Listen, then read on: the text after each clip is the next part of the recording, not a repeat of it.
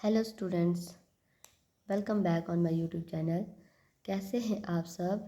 आई hope सारे अच्छे होंगे। Today we will start our next chapter, that is coal and petroleum. Okay, coal means कोयला, petroleum means petrol. तो आज हम इसके बारे में पढ़ेंगे कि कहाँ से हमें कोल, कोयला और पेट्रोल जो है मिलते हैं और किस तरीके से हम इनका यूज़ कर सकते हैं, किस तरीके से हमारे लिए बेनिफिशियल है, सारी चीज़ें हम इसमें पढ़ेंगे। Okay, we use the various material for our basic needs. Some of them are found in nature and some have been be made by the human effort. तो जितने भी मटेरियल हम बेसिक नीड के लिए यूज़ करते हैं उनमें से कुछ हमारे को नेचर से मिलती है और कुछ जो है हमारे एफर्ट के द्वारा जो है बनाए जाते हैं, मतलब मैन मेड होते हैं। तो एक्टिविटी दी गई है 3.1, make a list of various material use by us in the daily life and classify them in natural and man made. ठीक है, तो आप जो भी डेली लाइफ में यूज़ करते हैं मटेरियल उनकी आप लिस्ट बना सकते हो। तो कौन कौन से नेचुरल है, कौन कौन से मैन मेड है। जैसे मान लो नेचुरल में आप कौन कौन से मटेरियल है जिनको आप यूज़ करते हैं। ठीक है, जैसे प्लांट्स हो गए, है ना, plants and plants product, plants और प्लांट्स के प्रोडक्ट जो है वो आप कहाँ से लेते हैं, नेचर से मिलते हैं। मैन मेड, अब जो आप मैन मेड कौन कौन से हो गए जो आप डेली लाइफ में यूज़ करते हैं। जैसे आप डेली लाइफ में यूटेंसिल यूज़ करते हैं किचन में, है ना, यूटेंसिल्स, यूटेंसिल्स फॉर कुकिंग, तो वो क्या है, मैन मेड है। और बेसिक नीड के लिए आप कौन सी नेचुरल थिंग्स को यूज़ करते हैं। आप जो है भोजन लेते हैं आप, तो कहाँ से मिलता है आपको, पेड़ पौधों से मिलता है। ठीक है, तो जो फूड आइटम है, ठीक है, वो आपको कहाँ से मिलते हैं, मैक्सिमम नेचुरल है वो। और मैन मेड में, तो मैन मेड में आपकी कौन सी ऐसी चीज़ें हैं जो आपके द्वारा बनाई जाती है। जैसे कोई चीज़ है जो मशीनों में आप केमिकल के थ्रू बनाते हैं, जैसे आपके क्लोथ्स हो गए। ठीक है, तो क्लोथ्स जो है वो कैसे हैं, मैन मेड है। ठीक है, तो इस तरीके से आप बहुत सारी चीज़ों की लिस्ट बना सकते हैं जिनको आप डेली यूज़ करते हैं। और इसके साथ नेचुरल और कौन सी है, जैसे एयर है, ठीक है, वो आपको नेचर से मिलती है। और मैन मेड में आपको और आ गया आपका, इसमें मिनरल्स हो गए, वो आप जो डिफरेंट प्रोडक्ट है, जैसे आपके घर को बनाने के लिए आप कंस्ट्रक्शन में यूज़ करते हैं, लोहा वगैरह, है ना। तो जितने भी आप प्रोडक्ट यूज़ करते हैं तो वो सारे के सारे कैसे हैं, मैन मेड है। Does this list include the air, water, soil and minerals. तो क्या इस लिस्ट में आपने एयर, वाटर और सॉइल और मिनरल भी लिखा। इसमें आप लिख सकते हैं एयर लिख दिया मैंने, वाटर, सॉइल और minerals. All these are obtain from nature, they are called the natural resources. तो ये सारे के सारे नेचर से मिलते हैं हमारे को, तो ये कैसे हो गए, नेचुरल रिसोर्सेज हो गए। ठीक है, और can we use all our natural resources for ever, क्या हम हमेशा के लिए इन नेचुरल रिसोर्सेज का यूज़ कर सकते हैं। Can air, water and soil be exhausted by human activities. Exhausted का मतलब होता है दोहन करना, ख़त्म करना किसी चीज़ को। ठीक है, तो क्या एयर, वाटर और सॉइल जो है वो ह्यूमन की एक्टिविटीज़ के थ्रू जो है ख़त्म हो रहा है। You can already studied about the water in class 7th। In water is a limitless resource. तो 7th क्लास में आपने पढ़ा होगा कि वाटर क्या है, एक लिमिटलेस रिसोर्स है। In the light of the availability of the various resources in nature, natural resources can be broadly classified into two kinds. तो in the light of availability of resources, तो मतलब कितना आपको resources कहाँ से मिल रहे हैं, नेचर से। तो इस तरीके से आपको इनको दो तरीक़ों से डिवाइड किया गया। मतलब हमारे को जो नेचर से मिल रहे हैं ना प्रोडक्ट, वो कैसे हैं, उनको हम ख़त्म कर सकते हैं या नहीं ख़त्म कर सकते, कितने टाइम तक रह सकते हैं। तो इस तरीके से दो पार्ट में डिवाइड किया गया। First one is in exhaustible natural resources, second one is exhaustible natural resources. तो इन एग्जॉस्टेबल का मतलब होता है ऐसे जो रिसोर्सेज, नेचुरल रिसोर्सेज जिनको हम ख़त्म नहीं कर सकते, जिनको हम बार बार यूज़ करेंगे पर हमारे ख़त्म नहीं होंगे। The resources are present in unlimited quantity in nature, are not be likely to be exhausted by the human activities, example the sunlight and air. तो ये ऐसे रिसोर्सेज होते हैं, अनलिमिटेड है ये नेचर में, मतलब इनका कोई अता पता नहीं है कि कितना है। ठीक है, मतलब अगर आप इनको यूज़ करोगे, डेली यूज़ करोगे, फिर भी ये ख़त्म नहीं होगी। जैसे सनलाइट है, तो सनलाइट है, सन से मिल रहा है, तो हम इसको ख़त्म नहीं कर सकते। दूसरा आपका एयर है। नेक्स्ट है एग्जॉस्टेबल। एग्जॉस्टेबल है जो हमारे को नेचर से ही मिलते हैं, पर अगर हम उनको कंटिन्यूसली यूज़ करते जाएंगे तो एक टाइम के बाद वो ख़त्म होने लगेंगे। The amount of these resources in nature is limited, they can be exhausted by human activities. For example natural sources of forest, wild life, minerals, coal, petroleum, natural gas etcetera. तो ये भी जो है नेचुरल रिसोर्सेज है, पर ये exhaustible है, ठीक है। अब वाइल्ड लाइफ है, जितने भी पेड़ पौधे, अगर आप उनको काटते जाओगे तो ख़त्म हो जाएंगे ना। मिनरल्स है, कोल है, पेट्रोलियम है, जंगल है, नेचुरल गैसेज, ये सारे के सारे एग्जॉस्टेबल है। Okay, next is activity 3.2। It is a group activity. Take some container, fill them in the popcorn, peanut, roasted gram, toffees, divide them into the group of the 7 each. तो आपने क्या करना है, इस तरीके से पॉपकॉर्न ले लेना है, पीनट लेने हैं, रोस्टेड ग्राम लेने हैं, टॉफ़ी लेनी है, और उनको जो है 7 का ग्रुप बनाना है, मतलब ठीक है, उस तरीके से आपने डिवाइड करना है। Further divide each group into the 3 सब ग्रुप। फिर उसके बाद हर एक ग्रुप में 3 सब ग्रुप बनाने हैं, जिसमें 1, 2 और 4 स्टूडेंट हो। एक में 1, दूसरे में 2, तीसरे में चौथा 4 स्टूडेंट होंगे। और आपने उनको जो है जनरेशन मतलब बताना है, first generation, second generation, third generation, इस तरीके से रिस्पेक्टिवली उनको बताना है। फिर क्या होगा, दीज सब ग्रुप्स भी रिप्रेजेंट द कंज्यूमर। तो ये जो सब ग्रुप बनाए क्या बने हैं, एक तरीके से कंज्यूमर बने। As population is showing second and the third generation have a larger number of the consumer. तो पॉपुलेशन जैसे आप शो करोगे तो सेकंड और थर्ड जो आपकी जनरेशन है उसमें ज़्यादा कंज्यूमर होंगे। Put one full container for each group on a table. So full container रखना है एक ग्रुप के लिए। Ask consumer to be first generation from each group to consume eatable from the consumer of this their group. तो आपने पहले जो ग्रुप है उसको बोलना है कि आप जो है कंज्यूम करो, कि आप कितना खा सकते हैं। Now ask the second generation consume for each group to do the same. Second group को भी आपने वैसा ही बोलना है। Ask the student observe carefully the availability of eatable to each container. तो आप देखोगे कि धीरे धीरे जितने ज़्यादा आपके कंज्यूमर बढ़ते जाएंगे तो आपका जो रिसोर्सेज है वो ख़त्म होते जाएंगे, कम होते जाएंगे। और जो थर्ड जनरेशन है from each group of the consumer, it now finally observe whether all the consumer of the third generation got the eatable और नॉट। तो आप देखोगे जो थर्ड जनरेशन है क्या उनके पास कंज्यूम करने के लिए कुछ बचता है या नहीं बचता है। Also observe any thing in still left in any of the container. तो क्या किसी कंटेनर में कोई चीज़ बचती है या नहीं बचती है, तो ये आपको उसमें एक्टिविटी में पता चल जाएगा। Assume that the eatable in the container represent the total availability of each exhaustible natural source like the coal, petroleum और नेचुरल गैस। तो आपने कंटेनर थे जिनके अंदर आपने पॉपकॉर्न, पीनट, रोस्टेड ग्राम रखे थे, वो आपके लिए एक तरीके से एग्जॉस्टेबल नेचुरल सोर्सेज का काम करता है। मतलब वो आपको बताता है कि ये इतने हैं आपके पास एग्जॉस्टेबल नेचुरल सोर्सेज, जिसमें आपकी कोल, पेट्रोलियम, नेचुरल गैस आ गए। Each group have an different consumption pattern. तो हर एक ग्रुप का अपना एक कंजप्शन पैटर्न है, कोई ज़्यादा लेता है, कोई कम लेता है। Are the earlier generation of any group too greedy. तो क्या पहले की जनरेशन जो है वो इतने भूखे थे एक तरीके से। तो आपको पता है कि पहले के टाइम में लोग बहुत कम इन चीज़ों का यूज़ करते थे, है ना। पहले के लोग जो है पैदल ज़्यादा चलते थे, गाड़ियों का कम यूज़ करते थे। आज के टाइम में कैसे हो गया, हर एक घर में जो है जितने बंदे होंगे ना उतनी गाड़ियाँ हो गई है। दैट मीन्स उन गाड़ियों में उतना ही पेट्रोल लगेगा, तो कितना कंज्यूम हो रहा है, ठीक है। It may be that earlier generation some group were be concern about the coming generation and left something for them. तो पुराने ज़माने में जो हमारे बुजुर्ग होते थे ना, वो किसी ना किसी तरीके से आने वाली जनरेशन के लिए सोचते थे।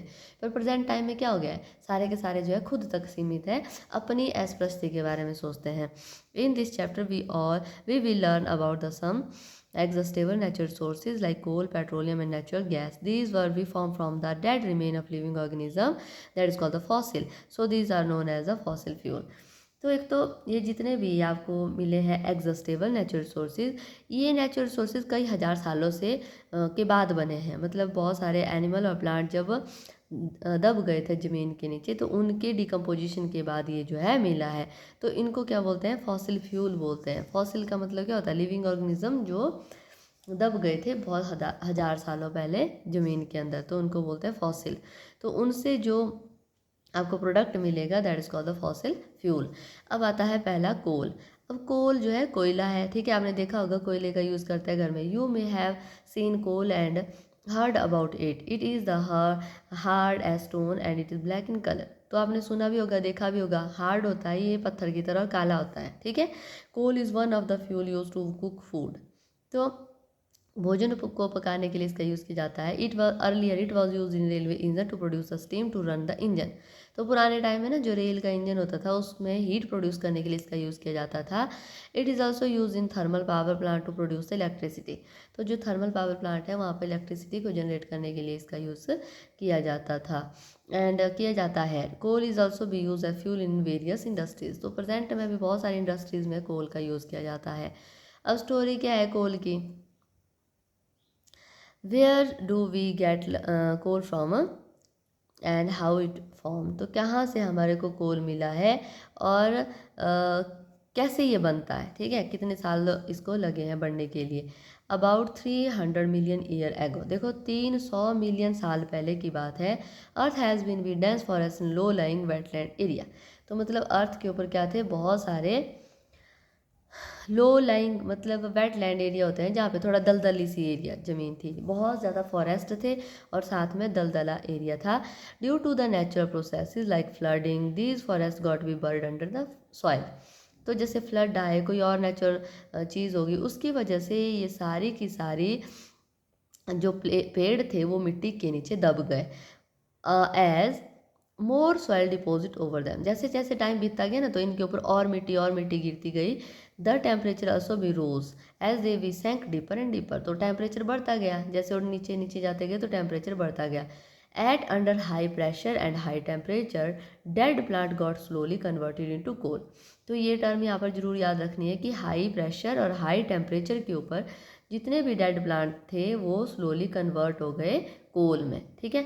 As coal contain mainly carbon. तो कोल में क्या होता है, कार्बन होता है। They slow process of conservation of conversion of dead vegetation to coal. तो जो कोल है वो किससे बनता है, बेसिकली डेड वेजिटेशन से। जो पेड़ पौधे हैं ना उनके डेड होने से कोल बनता है और उस प्रोसेस को बोलते हैं कार्बोनाइजेशन, ठीक है। And since it was be form from the remain of the vegetation coal is also be called the fossil fuel. तो जो कोल है वो एक तरीके से रिमेन है वेजिटेशन का, तो इसको फॉसिल फ्यूल बोला जाता है। Coal mining shown in figure 3.2। तो आगे जो है कोल की खदानें दी गई है, ठीक है। खदान मतलब जहाँ से कोयला निकाला जाता है। When heated in air When heated in air, coal burn and produce a mainly carbon dioxide gas. तो इसको अंडरलाइन करना है, जब इसको आप गर्म करते हैं एयर के प्रेजेंस में, इसमें आग लगते हैं तो ये गैस प्रोड्यूस करता है, उसका नाम है carbon dioxide. Coal process in industry to get some useful products such as coke, coal tar and coal gas. तो जब इंडस्ट्री में इसको प्रोसेस किया जाता है तो इसमें से बहुत सारे प्रोडक्ट निकलते हैं। एक कोक, कोल तार, कोल गैस। तो ये प्रोडक्ट कोयले से निकलते हैं, ठीक है। फिर कोक क्या होता है, अब it is tough porous and black substance. एक तो ये थोड़ा हार्ड जैसे होगा, पोरस छेद छेद इसमें होंगे, काले कलर का सब्सटेंस होता है, ऑलमोस्ट प्योर फॉर्म है ये कार्बन की। और कोक जो है यूज़ किया जाता है manufacturation of steel and the extraction of many metals. तो बहुत सारे मेटल्स को अलग करने के लिए, एक्सट्रैक्ट करने के लिए और स्टील की मैन्युफैक्चरेशन के लिए कोक का यूज़ किया जाता है। Okay, next one is the coal tar. ये ब्लैक थिक लिक्विड होता है विच इज़ अनप्लेजेंट स्मेल, और इसमें स्मेल होती है। कोलतार तो आपने देखा भी होगा, सड़कों में बिछाया जाता है ना कोलतार, कैसी तीखी सी स्मेल होती है उसकी। It is a mixture of about 200 substances. तो देखो कोलतार में कम से कम 200 अलग अलग सब्सटेंसेस होते हैं। Product obtain from coal tar are use in starting material for manufacturing the various substances use in everyday life and industry like synthetic dyes, drugs, explosive, perfume, plastic, paints, photographic material, roofing material etcetera. तो बहुत जो भी इनसे product मिलता है ना कोलतार से, तो उनका यूज़ हम बहुत सारे चीज़ों को बनाने के लिए कर सकते हैं, एवरीडे लाइफ में करते हैं, इंडस्ट्री में करते हैं। डाई करने के लिए सिंथेटिक डाई से बनती है, ड्रग्स बनती है, एक्सप्लोजिव जैसे आपके पटाखे वगैरह होते हैं ना, बम वगैरह होते हैं वो इससे बनते हैं, परफ्यूम्स बनते हैं, प्लास्टिक, पेंट, फोटोग्राफिक मटीरियल है, रूफिंग मटीरियल जैसे आपके पेंट वगैरह करते हैं छत वगैरह को, तो वो सारी चीज़ें इससे बनती है। Interestingly naphthalene ball use to repel the moth and other insect also be obtain from the coal tar. तो देखो इसको अंडरलाइन करना है, जो नेफ्थलीन बॉल आप यूज़ करते हैं ना, जो कपड़ों में डाली जाती है सिल्वर फिश को रोकने के लिए, है ना, तो वो भी किससे बनी होती है, वो भी कोल तार से बनी होती है। These dyes bitumen these days, आजकल के टाइम में जो बिटुमिन है petroleum product is use in place of coal tar for melting of roads. तो आज जो रोड में टायरिंग होती है ना, काले कलर का जो होता है, तो आज के टाइम में बिटुमन का यूज़ किया जाता है जो कि पेट्रोल का प्रोडक्ट है। ठीक है, पहले कोल तार का यूज़ किया जाता था। ठीक है, पहले किसका यूज़ होता था? कोल तार का। फिर आती है coal gas. Coal gas is obtain during the processing of coal to get coke. तो कोल गैस क्या है? ये हमारे को तब मिलती है जब हम कोल को जब हमारे को processing of coal to get coke, मतलब कोल से कोक जब बनानी है तो उसी टाइम जो है कोल गैस भी निकलती है। इट इज़ यूज कहाँ पर होती है? As a fuel in many industries situated near the coal processing plant. तो जहाँ पर भी कोयले का प्रोसेस होता है, ऐसे प्लांट्स बने हुए हैं। प्लांट का मतलब होता है बहुत बड़ी मशीनरी जहाँ पे रखी होती है। प्लांट का मतलब पौधा नहीं होता है। ठीक है, प्लांट्स का मतलब जहाँ बहुत बड़ी जो है मशीनें जो है किसी चीज़ को एक्सट्रैक्ट करने के लिए लगाई जाती है, that is called the plants. तो कोल प्रोसेसिंग प्लांट्स में इनका यूज़ होता है। Coal gas was be use for street lightning for first time in London in 1810। तो 1810 की बात है, तब लंदन में स्ट्रीट जो सड़क में जो लाइटें लगी होती है ना, वहाँ पर जो है कोल गैस का यूज़ किया जाता था। और न्यूयॉर्क में भी इसका यूज़ 1820 में किया जाता था। आज के दिनों में इसका यूज़ किया जाता है हीट को प्रोड्यूस करने के लिए, ना कि लाइट को प्रोड्यूस करने के लिए। ठीक है, क्योंकि लाइट के लिए बहुत सारे अल्टरनेटिव बन गए हैं, तो इसको हीट प्रोड्यूस करने के लिए किया जाता है। Next one is the petroleum. अब पेट्रोलियम मतलब पेट्रोल जो आप गाड़ियों में भरवाते हैं ना, petrol, that is called the petroleum. You know that petrol is used as a fuel in the light automobile such as motorcycle, scooter and car। जैसे मोटरसाइकिल है आपकी, स्कूटर है, कार है, इनमें क्या करते हैं? पेट्रोल डालते हैं। Heavy motor vehicle like truck and tractor run in diesel. तो जो भी हैवी मोटर व्हीकल होते हैं उनमें डीजल पड़ता है। Petrol and diesel are obtain from the natural sources called the petroleum. तो पेट्रोल है और डीजल, ये दोनों चीज़ें जो है नेचुरल सोर्सेज से मिलते हैं, तो इनको क्या बोलते हैं? पेट्रोलियम बोलते हैं। The word petroleum is drive from the Petra और ओलियम। पेट्रा का मीन्स होता है रॉक और ओलियम मीन्स ऑयल, मतलब चट्टानों से निकलने वाला तेल जो है, that is called the petroleum. And mine between the rocks and under the earth is shown in figure. तो जमीन के अंदर जो चट्टानें होती हैं ना, उनके बीच से निकलता है ये। Do you know how the petrol is form? तो क्या आपको पता है कि कैसे पेट्रोल बनता है? अभी हमने पीछे पढ़ लिया कि कोल कैसे बनता है। ठीक है, जो आपके जितने भी प्लांट्स थे वो जब बर्ड हो गए थे मिट्टी के नीचे और डिकम्पोजिशन की वजह से हाई टेम्परेचर हाई प्रेशर से कोल बना था। तो पेट्रोल कैसे बनता है? Petroleum was formed from organism living in the C.